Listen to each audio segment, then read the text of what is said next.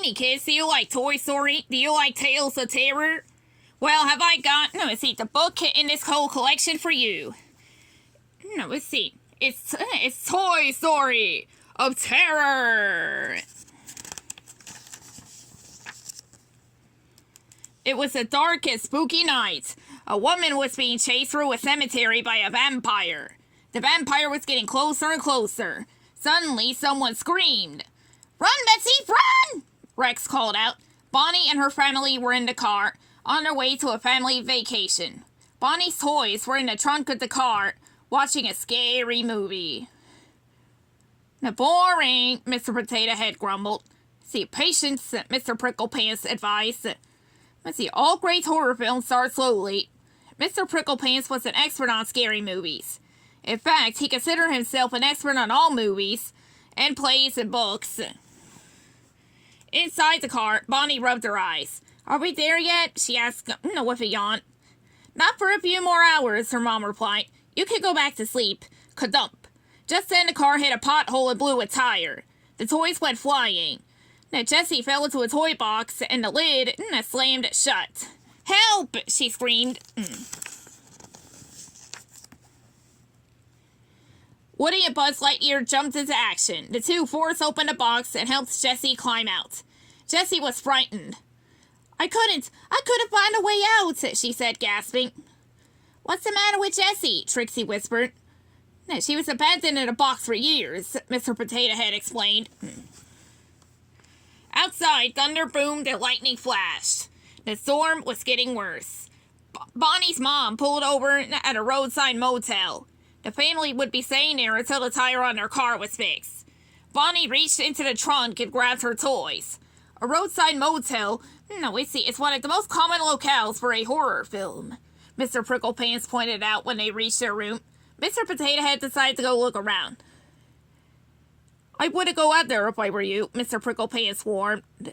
"The first to leave usually gets it." Mr. Potato Head scoffed. He wasn't worried.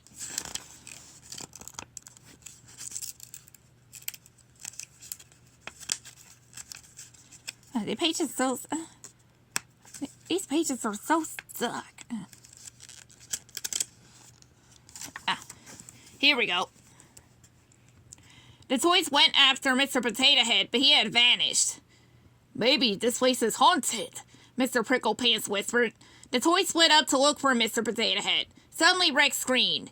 I stepped in something," he said, trying to wipe a mysterious goo off his foot. Let's see, as Buzz looked around, he realized that Mr. Potato Head had stepped in the same stuff. He had left a trail of footprints. Trixie, followed the tracks to an air vent. As she looked down, she fell in and disappeared. "Once the heroes enter, there's no turning back," Mr. Pricklepants noted. The toys followed Trixie into the vent. Buzz's glow-in-the-dark features lighting the way. "What happens now?" Rex asked Mr. Pricklepants. "This would be the part where the characters get separated and then picked off one by one," answered the hedgehog. Seconds later, something snatched Mr. Pricklepants. Then it snatched Rex. Woody, Jessie, and Buzz looked at each other and ran. Just then, something slowly crept out of the darkness toward them. It was Mr. Potato Head's arm. "It's trying to tell us something," Buzz said. "It's the number 1, Woody said. "I think maybe it's pointing up," Jessie said. Above the toys was a vent. The trio followed it to a bathroom. As Jessie looked around, something snatched at Woody and Buzz. Then something pulled Jessie under the sink.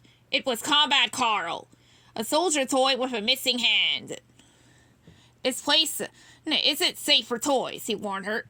The pair heard a noise. "We're trapped!"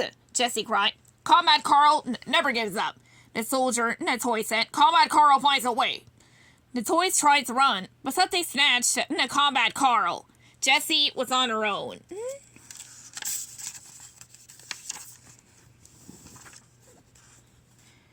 Let's see, the cowgirl hid in the bathtub. Seconds later, she heard a loud rip. Claws slashed at the shower curtain.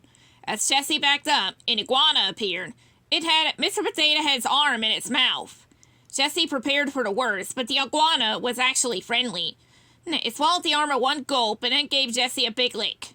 Grabbing her gently in its mouth, the iguana carried the cowgirl to a room behind the motel's lobby. He sent her in a basket and rang a bell. Ding! Excellent find, Mr. Jones, the manager said, coming into the back room. He had trained his pet iguana to steal toys from hotel guests so he could sell them on the internet. The manager posted Jessie's picture on a website and put her in a glass cabinet. See, the cowgirl's friends were there too. Even Comrade Carl and his friend, Comrade Carl Jr.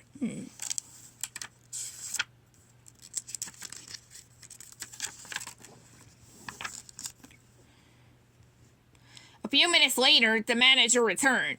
He checked his computer. He had sold Woody. Now, reaching into the cabinet, he grabbed the cowboy and packed him in the box. A delivery truck would be arriving soon to pick up the package. Woody, Jessie whispered sadly. What started out as a classic horror film has turned into something more of a tragedy, Mr. Pricklepants observed. A few minutes later, the manager sold Jessie, too. He had just taken her out when a mechanic arrived to fix Bonnie's car. The manager put Jessie down and went to speak with the mechanic.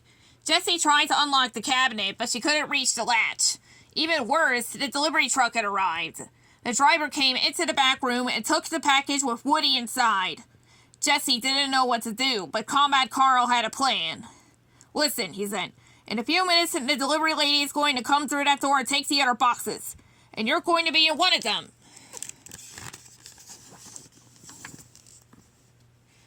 No, see, Jessie panicked. I can't get in a box, she said. Jessie, the soldier shouted. When Comrade Carl gets stuck in a jam, he said to himself, Comrade Carl never gives up. Comrade Carl finds a way. Now say it, he ordered. Jessie tried. Comrade Carl never gives up. Comrade Carl. You're not Comrade Carl, he shouted at her. Oh, Jessie never gives up. Jessie finds a way, the cowgirl repeated, finally understanding. Jessie snuck into the empty lobby. Opening one of the boxes the manager had packed, she freed a robot toy. Bravely, Jessie crawled into the box in the robot's place. If she could get on the delivery truck, she could free Woody. The plan was working, until the delivery lady tapped the box shut and threw it in the trunk. Jessie began to panic. Then she remembered Comrade Carl's words. Jessie never gives up, Jessie finds a way, she told herself. Feeling around, the cowgirl found a paperclip. Now she used it to slit the tape and crawled out of the box. Then Jessie found Woody. The two returned to the back room to free their friends. Suddenly, Jessie heard Bonnie's voice coming from the lobby. The car was fixed. Bonnie's family was getting ready to leave. The cowgirl raced toward the curtain that separated the back room from the lobby. She was almost there when Mr. Jones caught her. Jessie quick kicked the iguana and it spit something out. My hand, Comrade Carl shouted from inside the cabinet. Mr. Potato Head's arm was also inside the iguana's mouth. Jessie grabbed the arm and used it to pull the curtain open. At that moment, Bonnie looked through the curtain and saw the cabinet. My toys! She cried, running into the back room. Are those my daughter's toys? Bonnie's mom asked. The nervous motel manager. Meanwhile, Mr. Jones put Jessie in a basket on the floor and rang the bell. Looking down, Bonnie saw the cowgirl. Jessie! The little girl shouted, pointing at her doll.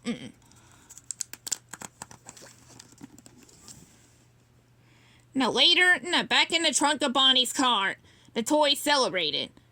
You did it, Jessie. You saved us all, Buzz said. Jessie didn't give up. Jessie found a way, the cowgirl said. Mr. Potato Head looked fondly at his arm. No, we ain't ever gonna get separated again, he said. Ka-dump! Just then the car hit a bump. Mr. Potato Head's parts scattered around the trunk. Oh, nuts, he said. Everyone laughed. And that, Mr. Pricklepants noted, was a sure sign the story had reached its end.